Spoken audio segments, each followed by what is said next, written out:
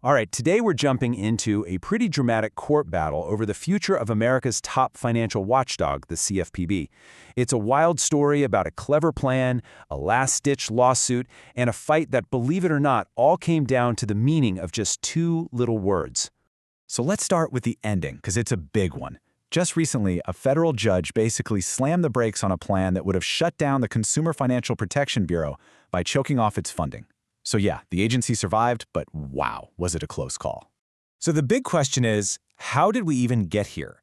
I mean, how does a major government agency find itself on the very brink of collapse, not because of a big vote in Congress, but because of a quiet rereading of a law?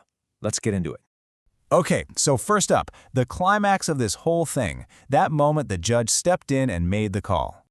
The ruling came from U.S. District Judge Edward Davila. He ordered that the CFPB's funding had to keep flowing from the Federal Reserve, just like it always has.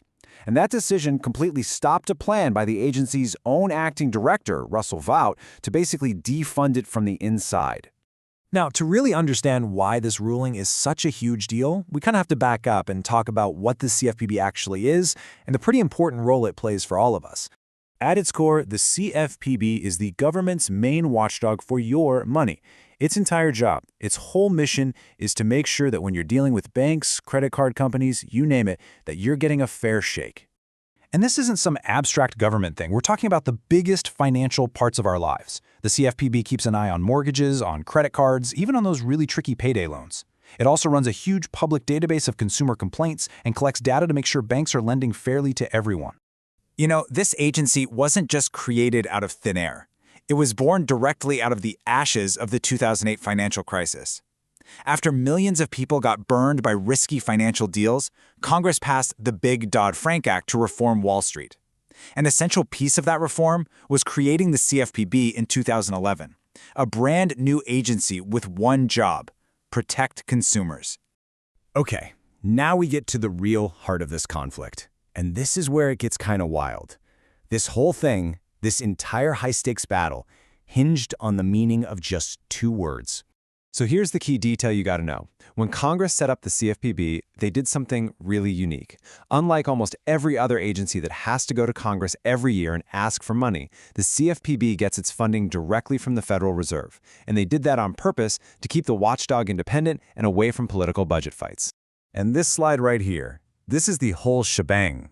The law says the Fed funds the CFPB from its combined earnings. Now, for more than a decade, everyone understood that to mean the Fed's overall income. But then, a new legal opinion came out that said, nope, combined earnings actually means profits. And that is a game-changing difference, because if the Fed doesn't make a profit in a given year, well, under this new rule, the CFPB gets exactly $0. So with this new legal interpretation in hand, the acting director rolled out a pretty simple three-step plan. First, get that new legal opinion. Step 2, use that opinion as a reason to stop asking the Fed for money. And finally, Step 3, go to Congress and ask for funding instead, knowing full well it would throw the agency into the exact political dogfight its creators tried so hard to prevent. But a plan like that wasn't just going to slide by without a fight. And that fight, well, it landed everyone in a courtroom. Let's look at how the arguments went down. The lawsuit came from three nonprofit groups. These are organizations on the ground that literally depend on the data the CFPB collects to fight for fair lending practices. For them, this wasn't just a political squabble. It was a direct threat to their work and the communities they serve. So their main legal argument was pretty straightforward. They basically said, look, if the CFPB loses its money, it stops collecting all this crucial data on bank lending. That leaves us flying blind, and we can't do our jobs. They called it informational harm. And you know, their case got a pretty big and kind of surprising boost from the acting director himself.